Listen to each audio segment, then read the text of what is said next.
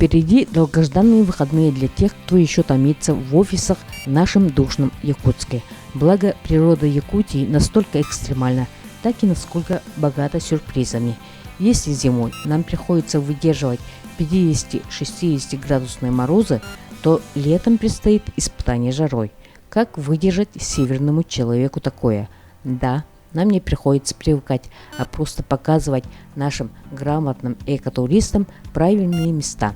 Прежде всего Булус – озеро, покрытое льдом даже в 40-градусную жару.